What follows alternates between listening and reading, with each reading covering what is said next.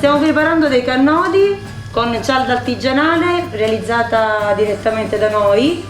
È una cialda molto leggera, friabile, al tempo stesso anche molto croccante al palato. Qui mettiamo una ricotta, proprio qui sta la particolarità, anche perché la ricotta è una ricotta di bufala.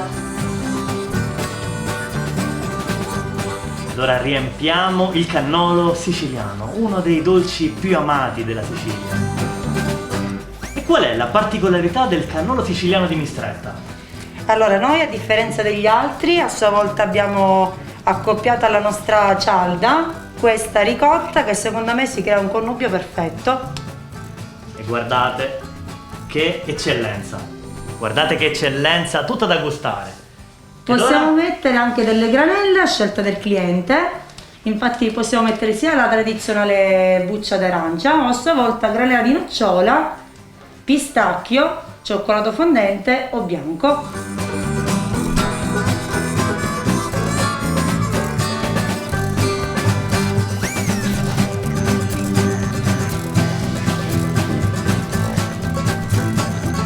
Tutti amano questo dolce siciliano, perché secondo lei è così amato? Perché secondo me la Sicilia è ricca di cose buone da mangiare, al tempo stesso mettiamo qualche chilo in più. E qui a Mistretta quindi invitiamo tutti a venire qui, in questa cittadina, Mistretta, e gustare anche queste eccellenze. Infatti per chi verrà potrà assaggiare il nostro cannolo, ma non solo questo, perché abbiamo tante altre novità.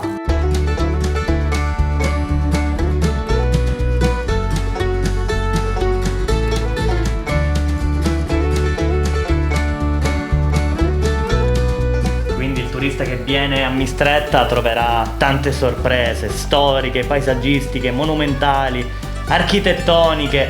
Esatto, potrà gustare una vera eccellenza. Ora stiamo riempiendo un secondo cannolo. Qui metteremo della granella di pistacchio e scorzetta d'arancio.